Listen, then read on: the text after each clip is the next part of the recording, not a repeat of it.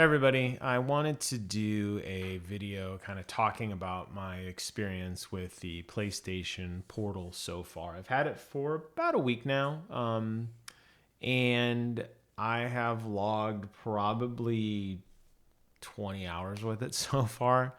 Um, I really like it. I didn't think I'd like it. I talk a lot on this channel about the importance of the experience for you, the user, right? In terms of, I think too many people get lost in convenience. Too many people get lost in the wanting to stream, and they put these devices inside their data stream between their console and their TV, which leads to a subpar experience. So for me, wanting the best experience I can get, bought a really nice TV, bought nice cables, and I enjoy all of my content on an OLED TV with a variable refresh rate display, preferably 120 hertz. Don't always get that. OLED, high dynamic resolution, that sort of thing. So the idea of a PlayStation Portal to me just seemed kind of counterintuitive to everything that I have enjoyed so far as a gamer, because I'm going to take a great experience and then I'm going to upload it to a cloud and re-download it on a small screen. It just didn't seem like it was something that would make a lot of sense in terms of my day-to-day usage. But I've found ways to enjoy it in ways I didn't think I would before. When I'm watching a show with my wife that I'm not totally invested in, I'll fire up the Portal. When I'm laying in bed and I'm not quite ready to go to bed, but I probably should start winding down, I play the Portal. When I'm out and about for work, out in the field, and I got an hour to kill, I tether it to my phone, I'm on the Portal. And I love it because all my progress saves, and it's, to me, like an adult version of the Nintendo Switch. So my biggest frustration with the Switch is that it's too damn small for me. And I always find a way to play it even with the Joy-Cons, but for me, it's too small. My hands cramp. It's the same reason why, as much as I love the Nintendo 3DS, I couldn't invest a long time into it because it wasn't really made for adult hands. And yes, you can get some of the other apparatus that the Nintendo Switch has. I have that one where you actually hold this metal rod and you bolt your Pro controller to a rod and hold, and that works just fine. And I do play my Switch portably that way. It's not the most convenient thing to do, but it works. But because the form factor of the PlayStation 5 Portal is using a DualSense controller literally ripped in half, that's a controller I know and love. And it fits well in my hand. And the way that the form factor was designed, with the screen being in the center, right? Oh, there I am. Hi. With the screen being in the center, it just kind of works in a way that the Switch doesn't, because I don't feel like I'm cramping my hands over the screen to hit the trigger buttons on the back. And because the PlayStation controllers kind of angle out a little bit as opposed to the Nintendo Switch controllers, which are flat down, I don't feel like I miss out on parts of the screen. Now, the big drawback of the Portal is that if you don't have a good internet connection, whether at home or if you are remote, the experience could be subpar.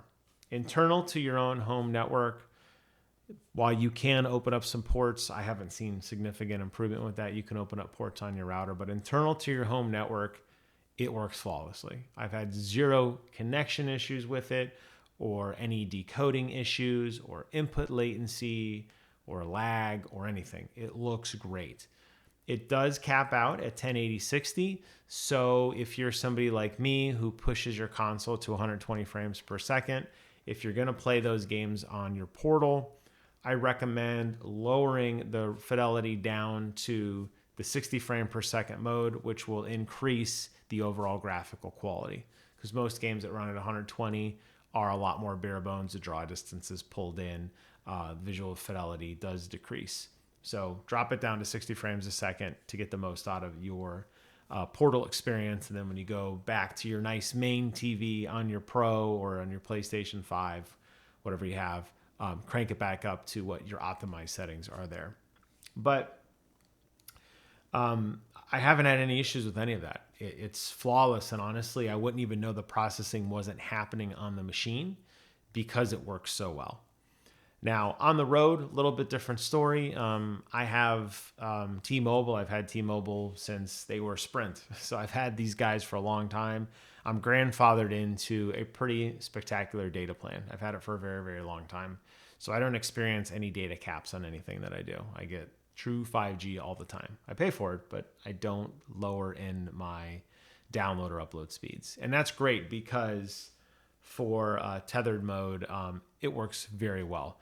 Occasionally it does hiccup. I assume it's because the cell phone does dip out occasionally, but for the most part, the Portal works great on the road. The screen brightness is phenomenal. It does support that 3.5 millimeter headphone jack, so you can plug your headset into there, so you won't be disrupted by other sounds or anything around you. But the trade-off is you have to be connected. So it is absolutely useless on an airplane. And that's the only real drawback I could say comparing that to like a Nintendo Switch, where Nintendo Switch can literally go anywhere because the processing's happening on that physical Switch you're holding in your hands. You could be in an airplane mode. You could be in an airplane. You could be underwater. Wherever you want, it works fine. Portal does have its limits. You have to be connected back to a network that can get to your home console. However, with the new data streaming beta, you are able to stream the PlayStation catalog from the cloud, which is awesome.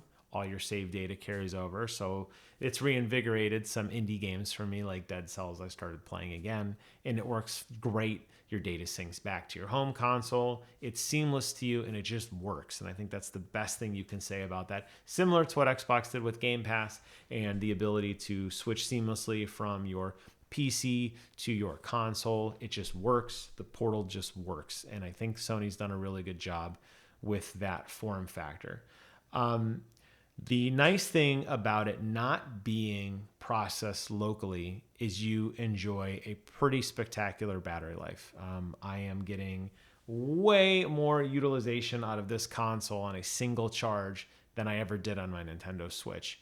At peak, when I got my brand new Nintendo Switch, right out of the box, when I was in New York with my sister-in-law, I was getting maybe 2.5 hours Breath of the Wild. And that was like absolutely pushing it to like 1% battery. It was like right to the end, okay? On the Portal at home, I'm getting anywhere from 4 to 6 hours, which is significantly more. Now, the trade-off is I did disable the vibration settings on here, and I did disable the LED lights. The reason I did vibration is it feels a little cheap. It really does.